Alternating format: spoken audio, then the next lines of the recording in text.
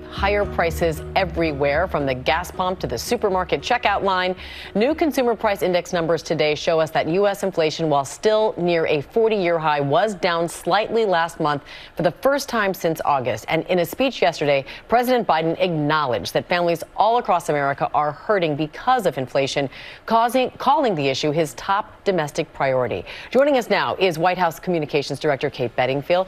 Kate, welcome to GMA3. Thank you for being with us. You just heard, yes, we just got those numbers out. And while inflation is slightly slowing, still that 8.3% is still near the 40-year high.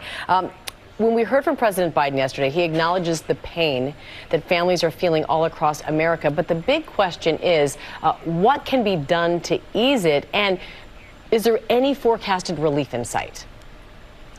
Well, thank you for having me, first of all. It was obviously heartening to see annual inflation start to come down in these numbers today. But as you said, the president spoke yesterday about the fact that families all across the country are still feeling the impact of rising prices. It's unacceptable. And it's his focus is relentless on bringing prices down. So what you heard him talk about yesterday was his plan that he's been focused on to bring down prices. That includes lowering energy prices by doing a release from the Strategic Petroleum Reserve. That includes putting forward plans to lower kitchen table costs, things like bringing down the cost of health care and child care, actions that he's taken during his administration to do that.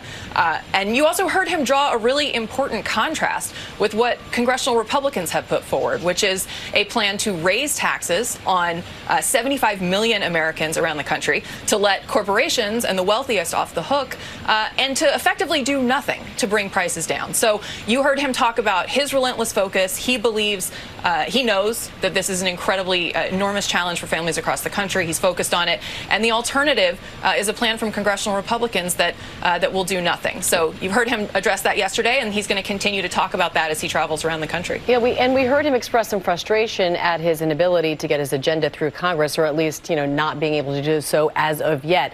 Is there any hope? What are his beliefs? What is the White House beliefs that any meaningful legislation will actually get through Congress?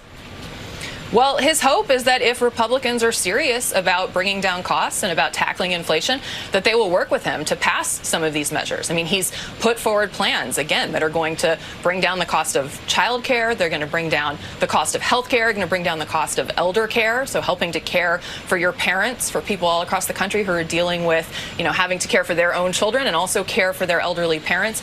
So he's put forward plans. He has said very clearly, if congressional Republicans are serious about tackling inflation, they should join him. Unfortunately, that's not what we're seeing from them. Instead, we're seeing an ultra MAGA agenda that's focused on fighting culture wars rather than bringing prices down. And what you heard the president say is, picking a fight with Mickey Mouse is not going to bring down the cost of gas. It's not going to stock shelves. So he's focused on trying to make that happen, and his hope is congressional Republicans will come along. That term, ultra MAGA Republicans, yes, we heard President Biden saying that he believes they seem to control the Republican Party right now. Is this a theme we're going to continue to hear from the president as we head into the midterm elections?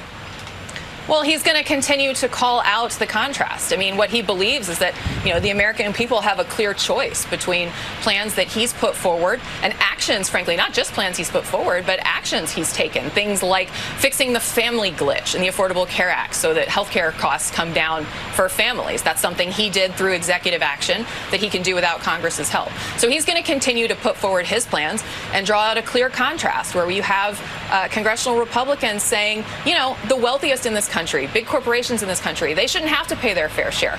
But 75 million working Americans, under the plan that they put forward, that Senator Rick Scott put forward on their behalf, would raise taxes. So he's going to continue to be clear that there's a choice here between his agenda and the ultra MAGA congressional Republican agenda.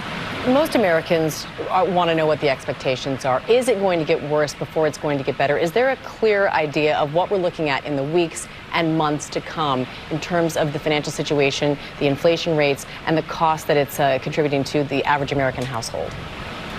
Well, we leave the projections to the Fed and to outside analysts, but I will say that most outside analysts predict and project that inflation will slow toward the end of the year, and that and obviously, what we saw in the numbers today was encouraging. Now, it is nowhere near where it needs to be, and as I say, the president continues to remain relentless and focused on it. But we did see some indication of progress in the right direction. And outside forecasts suggest that it will continue to slow. What I would say, though, and sorry, you can probably hear the helicopter behind me here, but what I would say, though, is that those projections are not going to stop President Biden from being focused on this, from doing everything in his power to work to bring down costs. He's not going to sit on his laurels and rest and wait. He's going to continue to move forward, doing everything within his power to bring costs down. Well, speaking of focus, that was stellar, given what was going on behind you. So I will commend you on your focus. And Kate, I want to bring up one last point. The Senate is set to vote on abortion rights legislation today. And while the vote is expected to fail, it will force every senator to go on the record with where they fall on this issue. What is the White House expecting this debate to contribute to as we head into the midterm elections, and what this debate will focus on when people go to the polls? What are the Democrats planning to do and use in terms of this debate? What you're going to see today is unfortunately a number of senators, not supporting a woman's right to choose. And the president's been very clear that he believes that should the court ultimately make this decision and overturn Roe versus Wade, it's going to have huge impact on women all across the country. But it's also going to have broader impact on questions about things like a right to privacy and how this kind of decision could potentially impact the question of who you can marry and other really fundamental rights in addition to this right to choose. So, the president has been an enormous supporter of codifying Roe. He hopes the Senate will do that today. And if not, his administration has been working on measures to protect women should this be the outcome. And he will certainly continue to push to protect a woman's right to choose. Well, it might be a noisy day there in Washington, D.C., but it certainly looks like a beautiful one. White House Communications Director Kate Bedingfield, thank you so much for joining us today. We appreciate it. Thanks for having me, Amy. Appreciate it. Well, hey there, GMA fans. Robin Roberts here. Thanks for checking out our YouTube channel. Lots of great stuff here. So go on, click the subscribe button right over here to get more of awesome videos and content from GMA every day, anytime. We thank you for watching, and we'll see you in the morning on GMA.